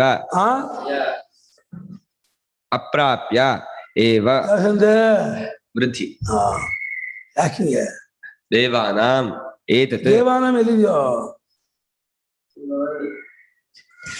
अथ ह इन्द्रः अप्राप्य एव देवान् एतत् भयं ददर्श यथा एव खलु अयम् अस्मिन् शरीरे साध्वलङ्कृते साध्वलङ्कृतः भवति सुवसने सुवसनः परिष्कृते परिष्कृतः एव एवम् एव अयम् अस्मिन् अन्धे अन्धः भवति श्रामे श्रामः परिवृक्णे परिवृक्णः अस्य एव शरीरस्य नाशम् अनु एषः नश्यति न अहम् अत्र भोग्यं पश्यामि इति सः समित्पाणिः पुनः एयाय तं ह प्रजापतिः उवाच मघवन् यच्छा अन्तर्हृदयः यत् शान्तहृदयः शान्तहृदयः यत् शान्तहृदयः प्राव्राजीः सार्धं विरोचनेन किम् इच्छन् पुनः आगमः इति सः ह उवाच यथा एव खलु अयं भगवः अस्मिन् शरीरे साध्वलङ्कृते साध्वलङ्कृतः भवति सुवसने सुवसनः परिष्कृते परिष्कृतः एवम् एव अयम् अस्मिन् अन्धे अन्धः भवति श्रामे श्रामः परिवृक्णे परिवृक्णः अस्य एव शरीरस्य नाशम् अनु एषः नश्यति न अहम् अत्र भोग्यं पश्यामि इति ಆಮೇಲೆ ಏನಾಯ್ತು ಮುಂದೆ ಕಥೆ ಹೀಗಾಯ್ತಲ್ವೇ ಅಂತ ಹಾನ ಐತಿಹ್ಯಾರ್ಥ ಏನು ಇಂದ ಇದ್ನಲ್ಲ ವಿರೋಚನ ಅಸುರಾಂಜಗಾಮ ಅಸುರ ಪರಿಷತ್ ಹೇಳಿದ ಇಂದ ಏನ್ ಮಾಡ್ದ ಅಂದ್ರೆ ದೇವಾನ್ ಅಪ್ರಾಪ್ಯ ದೇವತೆಗಳನ್ನು ಮುಟ್ಟದೆ ದೇವಲೋಕ ಹೋಗ್ದೇನೆ ಅರ್ಧ ದಾರಿಲಿ ಅಂತ ಅರ್ಧ ದಾರಿಯಲ್ಲಿಯೇ ಈ ಭಯವನ್ನು ಕಂಡ ಯಾವ ಭಯ ಕಂಡ ಏನು ಇದು ಅಪ್ಪ ಛಾಯಾತ್ಮನ್ ಹೇಳ್ದಲ್ಲ ಇದು ಅವನ ಲಕ್ಷಣಕ್ಕೆ ಹೊಂದಲ್ವಲ್ಲ ಅಪ್ಪ ಹೇಳಿದಕ್ಕೆ ಅಂತ ಅಂದ್ಕೊಂಡು ಭಯವಾಗುತ್ತಲ್ಲ. ಈ ಆತ್ಮನಲ್ಲೂ ಭಯ ಇದೆಯಲ್ಲ. ಹೇಗೆ ಅಂದ್ರೆ ಯಚ್ಚೈವ ಯಾವ ರೀತಿಯೋ ಈ ಶರೀರವು ಅಲಂಕಾರ ಮಾಡ್ಕೊಂಡ್ರೆ ಆ ಛಾಯಾತ್ಮನು ಅಲಂಕಾರ ಮಾಡ್ಕೊಳ್ಳುತ್ತೆ. ಇದಕ್ಕೆ ಸಾಧು ಅಲಂಕೃತಿ ಹರಗುದು. ಒಳ್ಳೆ ಬಟ್ಟೆ ಉಟ್ಟರೆ ಛಾಯಾತ್ಮನು ಒಳ್ಳೆ ಬಟ್ಟೆ ಉಡ್ತಾನೆ. ಈಗ ಒಳ್ಳೆ ಸಂಸ್ಕಾರ ಮಾಡಿ ಚೌರ ಗೀರ ಮಕ್ಕಳು ಮುಖದ ಅಲ್ಲೂ ಅದಾಗಿರುತ್ತೆ. ಇದೇ ರೀತಿ ಈ ಶರೀರ ಕುರುಡಾದ್ರೆ ಆ ಛಾಯಾತ್ಮ ಕುರುಡಾಗ್ತಾನೆ. ಇದು ಕಣ್ಣು ಕಿವಿ ಮೂಗು ಸೋರ್ತಾ ಇದ್ರೆ ಸಾಮಾನ್ಯ ಸೋರೋದು ಹೊಸದ ಅಲ್ಲೂ ಹೊಸರು ಕಾಣುತ್ತೆ. ಕರಡಿಲಿ ಕಣ್ಣು ಒಸರ್ತಾ ಇದ್ರೆ ಕರಡಿ ಮುಂದ್ಗಡೆ ಕಣ್ಣು ಅದು ಒಸರ್ತಾ ಇರುತ್ತೆ. ಛಾಯಾತ್ಮಲ್ಲೂ ಒಸರೋದು, ಕುರುಡಾಗೋದು, ಕುಂಟಾಗೋದು, ಪರಿವಿಕ್ರ ಕಡಿಯಲ್ಪಟ್ರೆ ಒಂದು ಕೈ ಕಳೆದ್ಬಿಟ್ರೆ ಅಲ್ಲೂ ಕೈ ಇರೋಲ್ಲ, ಅದು ಕಳೆದು ಹೋಗಿರುತ್ತೆ. ಇಲ್ಲಿ ಇರೋದು ಅಲ್ಲಿ ಇರೋಲ್ಲಪ್ಪ. ಈ ಶರೀರಕ್ಕೆ ಏನೇನೇನೇನು ಬದಲಾವಣೆ ಆದರೂ ಛಾಯಾತ್ಮನು ಅಷ್ಟು ಬದಲಾವಣೆ ಹೊಂದ್ತಾನೆ. ಹಾಗಿರುವಾಗ ಛಾಯಾತ್ಮ ಹೆಂಗೆ ನಾನು ಆ ಆತ್ಮ ಬ್ರಹ್ಮ ಅಂತ ತಿಳ್ಕೊಳ್ಳಿ, ನನ್ನ ಸ್ವರೂಪ ಅಂತ ತಿಳ್ಕೊಳ್ಳಿ. ಪಶ್ಚಿಮ ಶರೀರಸ್ಯ ನಾಶಮನು, ಈ ಶರೀರದ ನಾಶವನ್ನು ಅನುಸರಿಸಿ ಅದು ನಾಶವಾಗ್ಬಿಡುತ್ತೆ. ಹೆಣ ಮಲಗಿಸಿದ್ರೆ ಅದು ಪ್ರತಿಬಿಂಬ, ಹೆಣದ ಪ್ರತಿಬಿಂಬ ಬಿದ್ದಿರುತ್ತೆ. ಅಂದ್ರೆ ಹೆಣ ಜೀವಂತ ಇರಲ್ಲಪ್ಪ. ಕರಡಿಯಲ್ಲಿ ಹೆಣವನ್ನು ಕರಡಿ ಮುಂದಿಟ್ರೆ ಕರಡಿ ಒಳಗೆ ಜೀವಂತ, ಹೆಣ ಮಾತ್ರ ಸತ್ವಾಗಿರುತ್ತ. ಇದು ನಾಶವಾಗಿದ್ದರೆ ಛಾಯಾತ್ಮ ನಾಶವಾಗಿರುತ್ತೆ. ನಾನು ಇಲ್ಲಿ ಯಾವ ಆನಂದವನ್ನು ಕಾಣೇನೋ, ಸುಖವನ್ನು, ಭೋಗ್ಯ ಆನಂದ, ಸುಖ, ಶಾಂತಿ, ನಂಗೆ ಇಲ್ಲಿ ಏನು ಸುಖ ಕಾಣ್ತಾ ಇಲ್ಲ ಅಂತ ಅನ್ಕೊಂಡು ಮತ್ತೆ ಅಲ್ಲೇ ಅರಳಿ ಮರ ಇತ್ತು, ಅಲ್ಲಷ್ಟು ಸಮಿತಿಯನ್ನು ಆರಿಸ್ಕೊಂಡ. ಸಮಿತ್ಪಾನಿ ಆಗ್ಬಿಟ್ಟು ಮತ್ತೆ ಮತ್ತೆ ಅಪ್ರತಕ್ಕೆ ಬಂದ್ಬಿಟ್ಟು ಕೂಡ ಏನಯ್ಯ ಪ್ರಜಾಪತಿ ಹೇಳ್ತಾ ಇದ್ದಾನೆ, ತುಂಬ ಪ್ರಜಾಪತಿ ವಾಚ. ಅವನು ನೋಡಿ ಪ್ರಜಾಪತಿ ಹೇಳ್ದ, ಭಗವನ್ ದೇವೇಂದ್ರನೇ ಶಾಂತ ಹೃದಯನಾಗಿ ಗೊತ್ತಾಯ್ತು, ಎಲ್ಲ ತಿಳಿಯಿತು, ತೃಪ್ತನಾದೆ ಅಂದ್ಕೊಂಡು ವಿರೋಚನ ಜೊತೆಲಿ ಹೋದಂತಹ ನಿನಗೆ ಏನಾಯ್ತಪ್ಪ, ಮತ್ತೆ ಯಾತಕ್ಕೆ ಬಂದೆ? ಶಾಂತ ಹೃದಯನಾಗಿ ಹೋದಂತಹ ನೀನು ಮತ್ತೆ ಬರೋಕ್ ಕಾರಣ ಏನು, ಯಾತಕ್ಕೆ ಬಂದೆ, ಏನಾಯ್ತು ಅಂತ ಪುರಾಗಮ ಅಂತ. ಅದಕ್ಕೆ ದೇವೇಂದ್ರ ಹೇಳ್ದ, ಸೌವಾಚ ಅಪ್ಪ ಭಗವಃ ಪೂಜ್ಯರೇ, ಯಾವ ರೀತಿ ಈ ಶರೀರವು ಅಲಂಕಾರಗೊಂಡ್ರೆ ಛಾಯಾತ್ಮ ಅಲಂಕಾರಗೊಳ್ಳುತ್ತೆ, ಇದಕ್ಕೆ ಒಳ್ಳೆ ಬಟ್ಟೆ ಉಡಿಸಿದ್ರೆ ಅದು ಒಳ್ಳೆ ಬಟ್ಟೆ ಉಡುತ್ತೆ, ಇದಕ್ಕೆ ಸಂಸ್ಕಾರ ಮಾಡಿದ್ರೆ ಅದು ಸಂಸ್ಕಾರ ಆಗುತ್ತೆ, ಇದು ಕುರುಡಾಗಿದ್ದರೆ ಅದು ಕುರುಡಾಗುತ್ತೆ, ಇದರಲ್ಲಿ ಕಣ್ಗಿನ್ನು ಸೋರೋದು, ಮುಗು ಸೋರ್ತಾ ಇದ್ದೆ ಅಲ್ಲೂ ಸೋರ್ತಾ ಇರುತ್ತೆ, ಕಡಿಸ್ಕೊಂಡಿದ್ದೆ ಅದು ಕಡಿಸ್ಕೊಳ್ಳುತ್ತೆ. ಈ ಶರೀರದ ನಾಶವನ್ನು ಅನುಸರಿಸಿ ಅದು ನಾಶವಾಗುತ್ತಲ್ಲ, ನಾನು ಯಾವ ಭೋಗವನ್ನು ಕಾಣೆನು, ಭೋಗ ಆನಂದ ಶಾಂತಿ ಸುಖ ನೆಮ್ಮದಿ ಏನನ್ನು ಕಾಣೆನು. ನೀವೇನಂದ್ರಿ ಸರ್ವಾಗಶ್ಯ ಲೋಕಾನಾಪ್ನೋತಿ ಸರ್ವಾಗಶ್ಯ ಕಾಮಾನಂದ್ರಲ್ಲ, ಅದನ್ನೇನನ್ನು ಇಲ್ಲಿ ಕಾಣ್ತಾ ಇಲ್ಲವಲ್ಲ, ನಾನು ಅಲ್ಲೇನು ಅನುಭವ ಬರ್ತಿಲ್ವಲ್ಲ, ಇದು ಯಾಕೆ ಸರಿ ಆಗತ್ತೆ ಅಂತ ಕೇಳ್ದ. ಕರೆಕ್ಟಾಗಿ ಕೇಳ್ದ, ನಾನು ತಿಳ್ಕೊಂಡು ಛಾಯಾತ್ಮ ಆದ್ದರಿಂದ ಕೇಳ್ದ. ಅತಃ ಕಿಲ ಇಂದ್ರ ಅಪ್ರಾಪ್ಯೇವ ದೇವಾನ್ ದೈವ್ಯಾಃ ಅಕ್ರೌರ್ಯಾದಿ ಸಂಪದಾ ದೈವ್ಯಾ ಅಕ್ರೌರ್ಯಾದಿ ಸಂಪದಾ ಯುಕ್ತತ್ವಾತ್ ಗುರೋರ್ವಚನಂ ಪುನಃ ಸ್ಮರನ್ನೇವ ಗಚ್ಚನ್ ಏತದ್ ವಕ್ಷ್ಯಮಾಣಂ ಭಯಂ ಸ್ವಾತ್ಮಗ್ರಹಣ ನಿಮಿತ್ತಂ ದದರ್ಶ ದೃಷ್ಟವಾನ್. ಸ್ವಾತ್ಮಗ್ರಹಣ ನಿಮಿತ್ತದ್ದು ಪಾಠ ಅಂತ. ಆಮೇಲೆ ಇಂದ್ರನು ದೇವತೆಗಳನ್ನು ಮುಟ್ಟದೆ, ದೇವತೆಗಳ ಹತ್ತಕ್ಕೆ ಹೋಗದೇನೆ. ಯಾಕೆ ಅಂದ್ರೆ ಅವನಲ್ಲಿ ದೈವಿ ಸಂಪತ್ತಿತ್ತು. ಕ್ರೌರ್ಯ, ಅನೃತ, ವಂಚನೆ, ಕಪಟ, ಮಾಯಾವಿತ್ತ ಇರಲಿಲ್ಲ. ಕ್ರೌರ್ಯಾದಿ ಸಂಪದ ಅಕ್ರೌರ್ಯವೇ ಮುಂತಾದ ದೈವಿ ಸಂಪತ್ತಿಂದ ಆಗಿದ್ದವನಾದ್ದರಿಂದ ಆ ಗುರುವಾಗಿರೋ ಪ್ರಜಾಪತಿಯ ವಾಕ್ಯವನ್ನು ಮತ್ತೆ ಮೆಲುಕು ಹಾಕೊಂಡೇ ಹೋಗ್ತಾ ಇದ್ದಾನೆ. ಹೋಗುವಾಗ ಅಪ್ಪ ಈ ಹೇಳ್ದ, ಯಾತ್ಮ ಪರಮಾತ್ಮ ಹೇಳ್ದ, ಏತದಮೃತ ಅಭಯಂ ಏತದ್ ಬ್ರಹ್ಮ ಅಂತ ಹೇಳ್ದ. ಅದೇ ಛಾಯಾತ್ಮನ ಏಷ ಆತ್ಮೇತಿ ಹೋವಾಚ ಅಂತೇಳಿ ನಾವು ಕಳ್ಕೊಟ್ಟದನ್ನೇ ಒಪ್ಪಿಗೆ ಕೊಟ್ಟಂಗೆ ಹೇಳ್ಬಿಟ್ಟಲ್ಲ, ಇವನೇ ಆತ್ಮ ಅಂತ ಹೇಳ್ಬಿಟ್ಟಲ್ಲ, ಇದು ಹೊಂದೋದಿಲ್ವಲ್ಲ ಅಂಥೇಳಿ ಅವನು ಮತ್ತೆ ತಂದೆ ವಾಕ್ಯವನ್ನೇ ಸ್ಮರಿಸ್ಕೊಳ್ತಾ ಮುಂದೆ ಹೇಳುವಂತಹ ಭಯವನ್ನ ಅಂದ್ರೆ ತನ್ನನ್ನೇ ಗ್ರಹಣೆ ಮಾಡಿದ, ತನ್ನನ್ನು ಛಾಯಾತ್ಮ ಗ್ರಹಣೆ ಮಾಡಿದ ನಿಮಿತ್ತದಿಂದ ಭಯವನ್ನು ಕಂಡವನಾದ. ಛಾಯಾತ್ಮನೇ ನಾನು ಕಂಡ್ಕೊಂಡ್ಬಿಟ್ಟು ಭಯ ಆಗ್ಬಿಡ್ತು. ಅಯ್ಯೋ ಛಾಯಾತ್ಮ ನಾನಾದರೆ ಅದಂಗೆ ನನಗೆ ಶಾಂತಿ ಸುಖ ನೆಮ್ಮದಿ ಆಗತ್ತೆ. ಯಾಕೆಂದ್ರೆ ಉದಶರಾವ ದೃಷ್ಟಾಂತೇನ ಪ್ರಜಾಪತಿನ ಯದರ್ಥೋ ನ್ಯಾಯ ಉಕ್ತಃ ತದೇಕದೇಶಃ ಭಗವತಃ ಪ್ರತ್ಯಭಾತ್ ಬುದ್ಧೌ ಉದಶರಾವ ದೃಷ್ಟಾಂತ ಕೊಟ್ಟಲ್ಲ. ಮೊದಲು ಯೇಷೋಕ್ಷಿ ಪುರುಷೋ ದೃಶ್ಯತೆಯಿಂದ, ಆಮೇಲೆ ಅವರೇ ಈ ಅಪ್ಸು ಕನ್ನಡಿ ಮತ್ತೆ ಖಡ್ಗ ಇತ್ಯಾದಿ ಕಾಣ್ತಲ್ಲ, ಇದರಲ್ಲಿ ಯಾರು ಅಂದ. ಇವನೇ ಎಲ್ಲ ಅಂತ್ಯಗಳದ್ದು ಕಾಣುವನು ಅಂತಂದ. ಆಮೇಲೆ ಅವ್ರು ಯಾಕೋ ಅನುಮಾನ ಬಂತು, ಹೋಗ್ರ ಅಲಂಕಾರ ಮಾಡ್ಕೊಂಡು ಬಟ್ಟೆ ಮಾಡ್ಕೊಂಡು ನೋಡ್ಕೊಳ್ರು ಅಂತ ಅನ್ವೇಷಣೆ ಮಾಡ್ತೀನಿ ಅಂತಂದ. ಅವಾಗ ಆ ಉದಶರಾವ ದೃಷ್ಟಾಂತ ಅಪ್ಪ ಕೊಟ್ಟದ್ರಿಂದ ಯಾವುದಕ್ಕೋಸ್ಕರ ಆ ನ್ಯಾಯ ಪ್ರಜಾಪತಿ ಕೊಟ್ಟನೋ, ಆ ದೃಷ್ಟಾಂತವನ್ನ ಯಾವುದಕ್ಕೋಸ್ಕರ ಕೊಟ್ಟನೋ ಆ ಕೊಟ್ಟದ್ದರ ಆ ದೃಷ್ಟಾಂತದ ಒಂದು ಏಕದೇಶ ದೇವೇಂದ್ರ ಹೊಳಿತು. ಏನ್ ಹೊಳಿತು? ಅಪ್ಪ ಇಲ್ಲಿ ಏನು ಬಿಡಿಸ್ತಾ ಇದ್ದಾನೆ ಅನ್ನೋದು ಒಂದು ಗೊತ್ತಾಯ್ತು. ಇಲ್ಲಿ ಯಾವುದೋ ಒಂದು ಅನ್ವಯಕ್ಕೆ ತೋರಿಸ್ತಾ ಇದ್ದಾನೆ ಅಪ್ಪ ಅನ್ನೋ ಅಷ್ಟಂಶ ತೋರಿಸ್ತಾರೆ ಭಾಷೆಗಾರರು. ಏನ ಛಾಯಾತ್ಮ ಗ್ರಹಣೆ ದೋಷಂ ದದರ್ಶ. ಯಾಕಪ್ಪ ಅಂದ್ರೆ ಛಾಯಾತ್ಮದಲ್ಲಿ ದೋಷವನ್ನು ಅವನು ಕಂಡ. ದೇಹವು ಛಾಯೆಯು ಅನಾತ್ಮ ಎಂಬ ಭಾಗ ಅವನಿಗೆ ಗೊತ್ತಾಯಿತು. ದೇಹವು ಛಾಯಾ ಅನಾತ್ಮ ಆದ್ಮೇಲೆ ಆ ಅನಾತ್ಮವಾದ ಛಾಯೆಗೆ ಕಾರಣವಾಗಿರೋ ದೇಹವು ಅನಾತ್ಮ ಅಂತ ಅವನಿಗೆ ಹೊಳಿತು.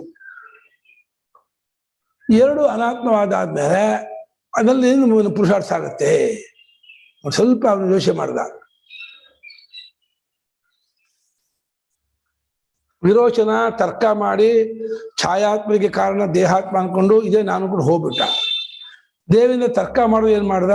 ಛಾಯಾತ್ಮನನ್ನು ಒಪ್ಕೊಂಡ್ಬಿಟ್ಟು ಛಾಯಾತ್ಮ ಅನಾತ್ಮ, ಅನಾತ್ಮವಾದ ಛಾಯಾತ್ಮಕ್ಕೆ ಕಾರಣ ದೇಹ, ದೇಹವು ಅನಾತ್ಮ ಅಂತ ಆಗತ್ತಲ್ಲ, ಹಾಗಾದ್ರೆ ನಾನು ಯಾರು ಅಂತ ಅವ್ರಿಗೆ ಸಂಶಯ ಬಂದ್ಬಿಡ್ತು. ಇವೊಂದು ಅವನ ಅಂಶ ಹೊಳಿತು ಅವನಿಗೆ. ಇಷ್ಟ ಉದಶರಾವ ದೃಷ್ಟಾಂತದಿಂದ ಅವನಿಗೆ ಫ್ಲಾಶ್ ಆಗಿದ್ದ ಅಂಶ ಏನು ಅಂದ್ರೆ, ಛಾಯಾತ್ಮ ಹೇಗೆ ನನಗಿಂತ ಬೇರೆ ನಾನಲ್ಲದ್ದೋ ಅದಕ್ಕೆ ಕಾರಣವಾದ ದೇಹವು ಅದು ನಾನಲ್ಲ ಅಂತ ಆಗ್ಬೇಕು, ಅದು ಅನಾತ್ಮ ಆಗಬೇಕು ಅಂಥೇಳಿ ಆ ರೀತಿ ತರ್ಕ ಮಾಡ್ದ ಅವನು. ಯಾಕೆಂದ್ರೆ ಛಾಯಾತ್ಮನ ಗ್ರಹಣದಲ್ಲಿ ಅವನು ದೋಷವನ್ನು ಕಂಡುಕೊಂಡ. ಏನಂದ್ರೆ ಹಾಗಿದ್ದರಿಂದ ಛಾಯಾತ್ಮನೇ ನಾನು ಅಂತ ಕಂಡ್ಕೊಳ್ಳೋದ್ರಲ್ಲಿ ದೋಷವನ್ನು ಕಂಡುಕೊಂಡ. ಏನ್ ದೋಷ ಕಂಡುಕೊಂಡ? ಕಥಂ ಹೇಗೆ ದೋಷ ಕಂಡುಕೊಂಡ ಅಂದ್ರೆ, ಯಥೈವ ಖಲು ಅಯಮಸ್ಮಿನ್ ಶರೀರೇ ಸಾಧ್ವಲಂಕೃತೆ ಛಾಯಾತ್ಮಾಪಿ ಸಾಧ್ವಲಂಕೃತೋ ಭವತಿ ಸುವಸನೆ ಚ ಸುವಸನಃ ಪರಿಷ್ಕೃತಃ. ಹೇಗೆ ಈ ಶರೀರವು ಅಲಂಕಾರಗಳಿಂದ ಕೂಡಿದ್ದಾದ್ರೆ ಛಾಯಾತ್ಮನ ಅಲಂಕಾರ ಕೂಡ್ಕೊಂಡದ್ದಾಗತ್ತೆ. ನಾನು ಹತ್ತಿ ಬಟ್ಟೆ ಉಟ್ರೆ ಅಲ್ಲೂ ಹತ್ತಿ ಬಟ್ಟೆ ಕಾಣುತ್ತೆ, ರೇಷ್ಮೆ ಬಟ್ಟೆ ಉಟ್ರೆ ಅಲ್ಲೂ ರೇಷ್ಮೆ ಬಟ್ಟೆ ಪ್ರತಿಬಿಂಬ ಬರುತ್ತೆ, ನಾರುಮಡಿ ಉಟ್ರೆ ನಾರುಮಡಿ ಕಾಣುತ್ತೆ, ವಲ್ಕಲ ಉಟ್ರೆ ವಲ್ಕಲವೇ ಬರುತ್ತೆ. ಏನು ಉಟ್ಟಿದೀನೋ ಅದು ಅಲ್ಲಿ ಬರುತ್ತೆ. ಪಾಪ ಕನ್ನಡಿಗೆ ಏನಂತೆ, ನೀನು ಹೇಗೆ ತೋರಿಸ್ತೀಯೋ ಹಾಗೆ ನಾನು ತೋರಿಸ್ತೀನಿ ಅಂತೇನೋ. ಹಾಗಾಗಿ ಒಳ್ಳೆ ಬಟ್ಟೆ ಉಟ್ಟರೆ ಒಳ್ಳೆ ಬಟ್ಟೆ ಉಟ್ಟ ಪರಿಷ್ಕೃತ ಅಂದ್ರೆ ಚೌರ ಗಡ್ಡ ಮಿಸೆ ತೆಗೆದುಕೊಂಡು ಚೌರಾಗಿರೋ ಮಕ್ಕಳು ಶುದ್ಧನ ಅಂದ್ರೆ ಅದು ಶುದ್ಧ ಬರುತ್ತೆ. ಯಥಾ ನಖ ಲೋಮಾದಿ ದೇಹಾವಯವ ಅಪಗಮೆ ಛಾಯಾತ್ಮಾಪಿ ಪರಿಷ್ಕೃತೋ ಭವತಿ ನಖಲೋಮಾದಿ ರಹಿತೋ ಭವತಿ. ಹೇಗೆ ಈ ದೇಹಾತ್ಮವು ಉಗುರು ಕೂದಲು ಮುಂತಾದ್ರು ಇಲ್ಲದ್ದಾದರೆ ಛಾಯಾತ್ಮ ಉಗುರು ಕೂದಲು ಮುಂತಾದ ಇಲ್ಲದ್ದಾಗೆ ಆಗತ್ತೆ. ನಾನು ಅವಾಗ ತೋರಿಸಿದ್ದೀನಿ ಉಗುರು ಕೂದಲು ಮುಂತಾದನ್ನ, ಈಗ ನಾನು ಅದನ್ನೇ ತೋರಿಸ್ತೀನಿ ಹಠ ಮಾಡಲ್ಲ. ಅದು ನಾನು ನೀನು ಉಗುರು ಕೂದಲು ಕೊಳಕು ಬಟ್ಟೆ ಉಟ್ಕೊಂಡು ಬಂದು ನಿಂತ್ಕೊಂಡಾಗ ಯಾವ ರೀತಿ ನಾನು ನಿನ್ನನ್ನು ತೋರಿಸಿದ್ನೋ, ಈಗ ನೀನು ಅದನ್ನು ತೆಗೆಸ್ಕೊಂಡು ಒಳ್ಳೆಯ ಬಟ್ಟೆ ಉಟ್ಕೊಂಡು ಅಲಂಕಾರ ಮಾಡ್ಕೊಂಡು ಬಂದು ನಾನು ಹಿಂದಿಂದನ್ನೇ ತೋರಿಸ್ತೀನಿ ಹೊರತು ಇದನ್ನು ತೋರಿಸಲ್ಲ ಅಂತೇನೋ ಕನ್ನಡಿ ಹಠ ಮಾಡಲ್ಲ. ಕನ್ನಡಿಗೇನೋ ನ್ಯೂಟ್ರಲ್ಲು, ನೀನು ಹೇಗಾದ್ರೂ ಬಂದು ನಿಂತ್ಕೋ, ಹಾಗೆ ನಾನು ತೋರಿಸ್ತೀನಿ ಅಂತೆ. ನಂದೇನೂ ಇಲ್ಲ, ನೀನು ಮೇಕಪ್ ಮಾಡ್ಕೊಂಡು ಸ್ತ್ರೀ ವೇಷ ಹಾಕೊಂಡು ಸ್ತ್ರೀ ವೇಷ ತೋರಿಸ್ತೀನಿ, ದೇವತಾ ವೇಷ, ಪ್ರಾಣಿ ವೇಷ ಹಾಕೊಂಡ್ರೆ ಪ್ರಾಣಿ ವೇಷ ತೋರಿಸ್ತೀನಿ ಅಂತೆ. ನಂದೇನೋ ಕರಡಿಗೇನೋ ಅದಕ್ಕೆ ಕರಡಿಗೆ ಅದು ಅಂಟೋದು ಇಲ್ಲ. ಆ ವೇಷ ಅಂಟತನ ತೋರಿಸ್ತಿದ್ರೆ ಅದಕ್ಕೆ ಸಂತೋಷವೋ ಅಥವಾ ದುಃಖವೋ ಅದು ಸ್ವಭಾವ. ಅದು ಕನ್ನಡಿ ಸ್ವಭಾವ ಹೇಳ್ತಾ ಇದ್ದಾರೆ. ನಖಲೋಮಾದಿ ರಹಿತವಾದದ್ದಾಗಿ ಆಗತ್ತೆ. ಏವಮೇವಾಯಂ ಛಾಯಾತ್ಮಾಪಿ एवमेवायं छायात्मापि ಅಸ್ಮಿನ್ ಶರೀರೆ अस्मिन् शरीरे ನಖಲೋಮಾದಿಭಿರ್ ದೇಹಾವಯವತ್ವಸ್ಯ ತುಲ್ಯತ್ವಾತ್ नखलोमादिदेहावयवत्वस्य तुल्यत्वात् ಅಂಧೇ ಚಕ್ಷುಷೋ ಅಪಗಮೆ ಅಂಧೋ ಭವತಿ. अंधे चक्षुषो अपगमे अंधो भवति. ಇದೇ ರೀತಿ ಈ ಛಾಯಾತ್ಮನು ಕೂಡ ಈ ಶರೀರದಲ್ಲಿ ನಖಲೋಮಾದಿಗಳಿಂದ ಕೂಡಿದ್ದಾಗಿರೋದು, ದೇಹಾವಯವಾಗಿರುವ ನಖಲೋಮಾದಿಗಳಿಂದ ಕೂಡಿಕೊಂಡಿರೋದು ಸಮಾನ, ಅದಕ್ಕೇನು ವ್ಯತ್ಯಾಸ ಇಲ್ಲ. ಹಾಗಾಗಿ ಈ ದೇಹವು ಕುರುಡಾಗಿದ್ರೆ, ಕಣ್ಣಿಲ್ಲದ್ದಾಗಿದ್ರೆ ಅದು ಅಂಧ ಆಗುತ್ತೆ. ಅದು ಅಂಧ ಆಗಿದೆ ಹೆಂಗೆ ಗೊತ್ತಾಗುತ್ತೆ ಇವನಿಗೆ? ನನ್ನ ಪ್ರಶ್ನೆ ಅರ್ಥ ಆಯ್ತಾ? ಕುರುಡನಾದವನು ಕನ್ನಡಿ ಮುಂದೆ ಹೋಗಿ ನಿಂತ್ಕೊಂಡ್ರೆ ಕನ್ನಡಿರುವ ಆತ್ಮನು ಕುರುಡ ಅಂತ ಇವನಿಗೆ ಹೆಂಗ್ ಗೊತ್ತಾಗತ್ತೆ?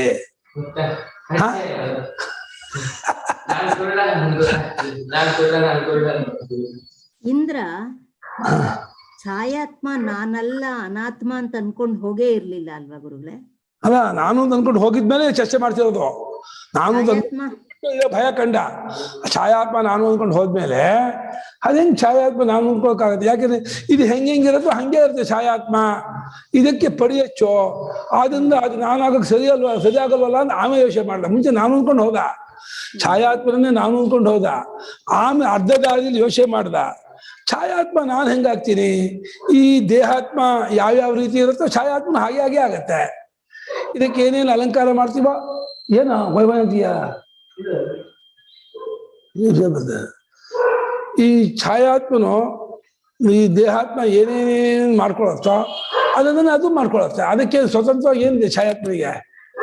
ಅದಕ್ಕೆ ಸ್ವಂತ ಎಂಟಿಟಿ ಅಸ್ತಿತ್ವವೇ ಇದೇ ಇಲ್ಲ. ಅದಕ್ಕೆ ಆಭಾಸ ಮಾತ್ರ, ತೋರಿಕೆ ಮಾತ್ರ. ಆದ್ರಿಂದ ಅದರಿಂದ ಆತ್ಮ ಆಗೋಕ್ ಸಾಧ್ಯ ಅಂತ ಈಗ ಯೋಚನೆ ಮಾಡ್ತಿದ್ದಾನೆ. ನನ್ನ ಪ್ರಶ್ನೆ ಅದಲ್ಲ.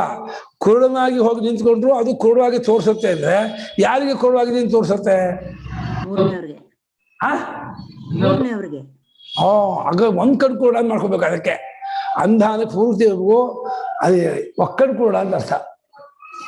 ಒಕ್ಕಣ್ ಕುರುಡಾಗಿ ಹೋಗಿ ನಿಂತ್ಕೊಂಡ್ರೆ ಅದು ಒಕ್ಕಣ್ ಕುರುಡಾಗಿ ತೋರ್ಸತ್ತೆ ಮಾಡ್ಕೋಬೇಕು. ಇನ್ನೊಬ್ಬರು ತಗೊಂಡು ಹೋಗಕ್ಕಾಗಲ್ಲ ಕಣ್ರಿ ಅಲ್ಲಿ.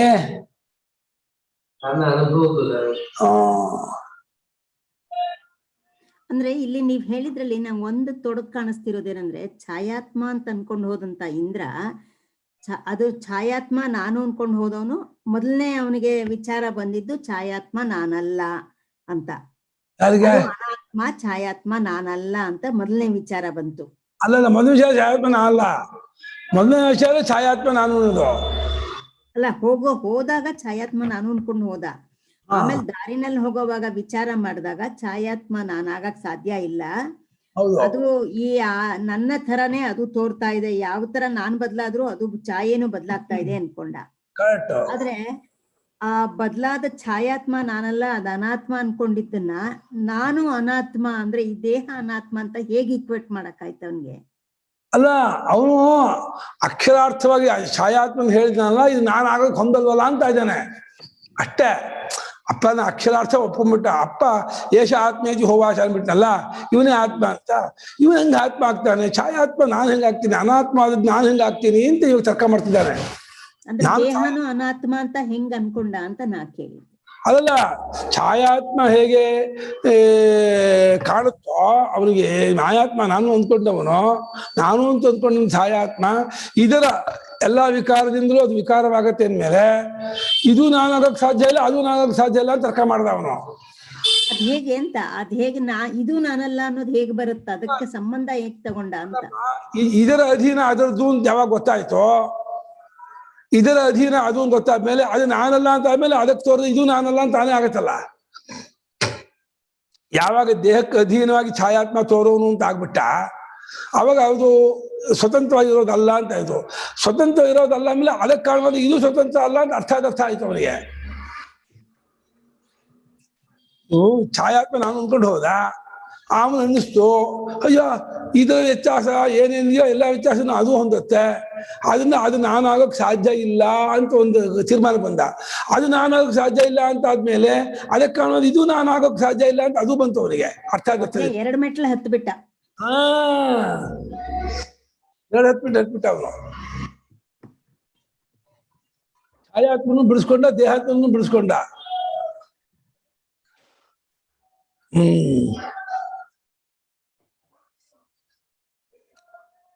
ಯಾಕೆ ಛಾಯೆ ನಕಲೋಮಾದಿ ದೇಹ ಸಮಾನವಾದ್ರಿಂದ ಕಣ್ಣು ಹೋದರೆ ಒಕ್ಕಣ್ಣು ಹೋದರೆ ಛಾಯಾತ್ಮನು ಒಕ್ಕಣ್ಣು ಹೋದವನಾಗ್ತಾನೆ. ಇಲ್ಲಿ ಶ್ರಾಮ ಅಂದ್ರೆ ಶ್ರಾಮಕ್ಕಿಲ ಇಲ್ಲಿ ಮಾಡಿದ್ರೆ ಶ್ರಾಮಕ್ಕಿಲ ಏಕನೇತ್ರ ಅಂತ. ಶ್ರಾಮಕ್ಕಿಲ ಏಕನೇತ್ರ ಅಲ್ಲ ಅಂಧ ಎರಡು ಕಣ್ಣು ಹೋದವ ಅಂತ ಮಾಡ್ಬೇಕು. ಅವಾಗ ಇನ್ನೊಬ್ರು ಇಟ್ಕೋಬೇಕು. ಅವಾಗ ಅಯ್ಯಪ್ಪ ಶ್ರಾಮ ಅಂದ್ರೆ ಕಣ್ಣು ಸೋರುವುದು ಮಾಡೋದು ಪ್ರಸಿದ್ಧ. ಸರ್ವತಿ ಇತಿ ಶ್ರಾಮ. ಕಣ್ಣಲ್ಲಿ ಇದು ಕಣ್ಣ ಕುಟ್ಟಿ ಆದಾಗ ಈ ಕಾಡಿ ಇದು ಬರ್ತದೆ ಕಣ್ಣಿಗೆ, ಮಡ್ರಾಸ್ ಕಣ್ಣು ಅಂತಾರಲ್ಲ, ಅವು ನೀರು ಇಳಿತಾ ಇರುತ್ತೆ, ಪಿಸಿ ಇಳಿತಾ ಇರುತ್ತೆ. ಆ ಪಿಸಿ ನೀರು ಇಳಿತಿರ್ಬೇಕಾದ್ರೆ ಕರಡಿ ಮುಂದೆ ನಿಂತ್ಕೊಂಡ್ರು ಕಣ್ಣು ಕೆಂಪು ಕಾಣುತ್ತೆ, ಇಳಿಯೋದು ಕಾಣುತ್ತೆ. ಅದನ್ನ ಬಟ್ಟೆ ಒರೆಸ್ತಾ ಇರ್ತಾನೆ ಹಿಡ್ಕೊಂಡು. ಶ್ರಾಮ ಅಂದ್ರೆ ಒಕ್ಕಣ್ಣು ದರ್ಶ ಮಾಡ್ಬಿಟ್ಟು. ತಸ್ಯ ಅಂಧತ್ವೇನ ಗತತ್ವಾತ್ ಚಕ್ಷುರ್ನಾಸಿಕಾ ವಾ ಯಸ್ಯ ಸದಾ ಸ್ರವತಿ ಸಸ್ರಾಮಃ. ನೋಡಿ ಇವಾಗ ನೋಡಿ, ಶ್ರಾಮಕ್ಕೆ ಏಕನೇತ್ರ ಮಾಡ್ಬಿಟ್ಟು ಏಕನೇತ್ರ ಅದು ದ್ವಿನೇತ್ರ ಅದು ಅಂಧಾನು ಸಮಾನ ಆಗತ್ತೆ. ಆದ್ರೆ ಸಾಮಾನು ಏಕನೇತ್ರ ಮಾಡೋದು ಬೇಡ. ಇದು ಸಾಮಾನ್ಯಕ್ಕೆ ಕಣ್ಣಲ್ಲೋ ಮೂಗಲ್ಲೋ ಕಿವಿಯಲ್ಲೋ ಯಾರಿಗೆ ಸೋರ್ತಾ ಇರುತ್ತೋ ಯಾವಾಗಲೂ ಅವನನ್ನು ಸಾಮಾನು ಇಟ್ಕೊಳ್ಳಿ ಅಂದ್ರು. ಅವು ಸೋರೋವನು ಸೋರಿಕೆ ಉಳ್ಳವನು ಸಾಮ ಅಂತ ಆದ. ಸೋರಿಕೆ ಉಳ್ಳವನು ಸಾಮ ಅಂತ ಆದ್ರೆ ಅವಾಗ ಅಲ್ಲಿ ಒಕ್ಕಣ್ಣು ಮಾಡ್ಬೋದು. ಅಂದಾಗ ಒಕ್ಕಣ್ಣು ಮಾಡೋದು ಬೆಸ್ಟು. ಶ್ರಾಮ ಅಂದ್ರೆ ಸೋರಿಕೆ ಉಳ್ಳವನು ದರ್ಶ ಮಾಡೋದು. ತೋರಿಸ್ಬಿಟ್ಟು ಭಾಷೆಗೆ ಸರ್ವತೀತಿ ಶ್ರಾಮ, ಯಾರಿಗೆ ನಂತ ಸೋರ್ತಾ ಪಿಸಿ ನೀರು ಕಳೆದು ಬರ್ತಾ ಇರುತ್ತೋ ಅದು ಅಂತ. ಪರಿವಿಕ್ರಹ ಚಿನ್ನ ಹಸ್ತ ಚಿನ್ನ ಪಾದೋವ. ಪರಿವೃಕ್ನಃ ಚಿನ್ನ ಹಸ್ತ ಚಿನ್ನ ಪಾದೋವ. ಪರಿವಿಕ್ರ ಓ ವಸ್ತು ಛೇಜ ವೃಕ್ರಹಕ್ತ, ಕೈ ಕಡ್ಕೊಂಡವನು ಕಾಲು ಕಡ್ಕೊಂಡವನಾಗಿ ಆದ್ರೆ ಅಲ್ಲೂ ಕೈ ಕಡ್ದದ್ದಾಗ ಕಾಣುತ್ತೆ, ಕಾಲು ಕಡ್ದದ್ದಾಗ ಕಾಣುತ್ತೆ. ಶ್ರಾಮೇ ಪರಿವೃಕ್ತೇವ ದೇಹೇ ಶ್ರಾಮೇ ಪರಿವೃಕ್ತೇವ ದೇಹೇ ಛಾಯಾತ್ಮಾಪಿ ತಥಾ ಭವತಿ. ಛಾಯಾತ್ಮಾಪಿ ತಥಾ ಭವತಿ. ಒಸರ್ತಾ ಇದ್ರು ಕಡಿಸ್ಕೊಂಡಿದ್ರು ಈ ದೇಹವು, ಛಾಯಾತ್ಮ ಹಾಗೆ ಒಸರ್ತಾ ಇರುತ್ತೆ, ಕಡಿಸ್ಕೊಂಡದ್ದಾಗಿ ಕಾಣುತ್ತೆ, ಅದೇನು ಬೇರೆ ಆಗಲ್ಲ. ತಥಾ ಅಸ್ಯ ದೇಹಸ್ಯ ನಾಶವನ್ನು ಏಷ ನಶ್ಯತಿ. ತಥಾ ಅಸ್ಯ ದೇಹಸ್ಯ ನಾಶವನ್ನು ಏಷ ನಶ್ಯತಿ. ಅದೇ ರೀತಿ ಈ ದೇಹದ ನಾಶವನ್ನು ಅನುಸರಿಸಿ ಅದು ನಾಶವಾಗತ್ತೆ, ಛಾಯಾತ್ಮ ನಾಶವಾಗತ್ತೆ. ಇದರ ಅಧೀನ ಅದು ಅಂತಾಯ್ತು. ಈ ದೇಹದ ಅಧೀನವೇ ಹೊರತು ಛಾಯಾತ್ಮ ಸ್ವತಂತ್ರ ಅಲ್ಲ ಅಂತಾಯ್ತು. ಅದು ನಾಹ ಮಾತ್ರ ಭೋಗ್ಯಂ ಪಶ್ಯಾಮಿ ಅಸ್ಮಿನ್ ಛಾಯಾತ್ಮ ದರ್ಶನೇ. ದೇಹಾತ್ಮ ದರ್ಶನೇವಾ ಭೋಗ್ಯಂ ಪಶ್ಯಾಮಿ ಭೋಗ್ಯಂ ಫಲಂ ಪಶ್ಯಾಮೀತಿ. ನಾನು ಈ ಛಾಯಾತ್ಮ ದರ್ಶನಲ್ಲಾಗಲಿ ದೇಹಾತ್ಮ ದರ್ಶನಲ್ಲಾಗಲಿ ಭೋಗ್ಯ ಅಂದ್ರೆ ಫಲವನ್ನು ಕಾಣೆನು. ಇಂದನಿಗೆ ದೇಹಕ್ಕಿಂತಲೂ ಛಾಯಾತ್ಮಕ್ಕಿಂತಲೂ ಬೇರೆಯಾಗಿ ಆತ್ಮಬೇಕೆಂದು ಹೊಳೆದಿತ್ತೆಂದು ಭಾವ ಕೊಟ್ಟರು ಟಿಪ್ಪಣಿ ಸ್ವಾಮಿಗಳು. ದೇಹಕ್ಕಿಂತಲೂ ಆತ್ಮನು ಬೇರೆ ಇರಬೇಕು, ಛಾಯಾತ್ಮ ಬೇರೆ ಇರಬೇಕು ಅಷ್ಟೇ ಹೊಳೆದಿದೆ. ಆದ್ರೆ ಅವನು ಹೇಗಿದ್ದಾನೆ ಯಾರಾಗಿದ್ದಾನೆ ಗೊತ್ತಾಗಿಲ್ಲ. ಅವನಿಗೆ ದೈವಿ ಸಂಪತ್ತಿತ್ತಲ್ಲ, ಕ್ರೌರ್ಯಾದಿಗಳು ಇರಲಿಲ್ವಲ್ಲ, ಹಾಗಾಗಿ ಅವನಿಗೆ ಹೊಳಿತು, ಪ್ರಜಾಪತಿ ಉಪದೇಶದಿಂದ ಅದನ್ನು ಹೊಳಿತು. ಹೊಳೆಯೋದಕ್ಕೂ ಆ ಮಧ್ಯದಾರಿವರೆಗೂ ಹೋದ್ಮೇಲೆ ಹೊಳಿಬೇಕಾ? ಇಲ್ಲೇ ಹೊಳೆದಿದ್ರೆ ವಿರೋಚನ ನೀನು ಬಾರ, ನೀನು ಕಟ್ಕೊಂಡು ಹೋಗ. ಯಾಕೆ ಸ್ನೇಹಿತರಾಗಿದ್ರು 32 ವರ್ಷದಿಂದ ಅವರಿಬ್ರು ಜೊತೆಗಾರರಾಗಿಬಿಟ್ಟು ಸ್ನೇಹಿತರಾಗಿದ್ದರಿಂದ ಅವರು ದ್ವೇಷ ಅಸೂಯೆ ಬಿಟ್ಕೊಂಡು ವಾಸ ಮಾಡ್ಕೊಂಡಿದ್ರಿಂದ ಹೋಗ್ಬೇಡ ಕಣ ಬಾರ, ಇಬ್ರು ಕಲ್ತ್ಕೊಂಡು ಹೋಗೋಣ ಅಂತ ಇಲ್ಲೇ ಅಂತಿದ್ದ. ಅದೇನು ಭಗವಂತನಿಗೆ ಅವನನ್ನು ಓಡಿಸ್ಬೇಕು, ಇದನ್ನು ಉರಿಸ್ಬೇಕು ಅಂತೇಳಿ ಸಂಕಲ್ಪ ಬಂದೆ. ಅವನು ಹೋದ್ಮೇಲೆ ಅರ್ಧದಲ್ಲಿ ಹೊಡೆದಂಗಾಗಿ ಹೊಡೆದ ಮೇಲೆ ಮತ್ತೆ ಬಂದ ಇವನು. ಪಾಪ ಅನ್ಯಾಯ ಆಯ್ತು ವಿರೋಚನಿಗೆ. ಅಪ್ಪ ಹಂಗೆ ಮಾಡಬಾರ್ದಾಗಿತ್ತು. ವಿರೋಚನ ನಿಂಗೆ ಗೊತ್ತಾಗಿಲ್ಲ ಕಣ, ನಂಗೆ ಗೊತ್ತಾಗಿದೆ ಕಣ, ನಿಂಗೆ ಗೊತ್ತಾಗಿಲ್ಲ, ನಂಗೆ ಗೊತ್ತಾಗಿದೆ, ನೀ ಬಾ ಕೂತ್ಕೋ ಅಂತ ಹೇಳಿ ಕೂರ್ಸ್ಕೊಂಡು ಹೇಳಿದ್ದೆ. ಅವನು ಹೌದಪ್ಪ ಹೇಳಪ್ಪ ಕೇಳಿಸ್ಕೋತೀನಿ, ಅವನೇನು ಜಗಳ ಮಾಡ್ತಿರ್ಲಿಲ್ಲ, ಬೈತಿರ್ಲಿಲ್ಲ, ಅಂತಿರ್ಲಿಲ್ಲ. ಶ್ರದ್ಧಾವಂತನೇ ಅವನು, ವಿನಯವಂತನೇ, ಭಕ್ತಿಯುಕ್ತನೇ. ಏನೋ ಶ್ರುತಿಗೆ ಅದು ಇಷ್ಟ ಆಗಲಿಲ್ಲ ಅವನಿಗೆ ಆತ್ಮಜ್ಞಾನ ಕೊಡ್ಸೋಕೆ. ಟೈಮ್ ಆಯ್ತು.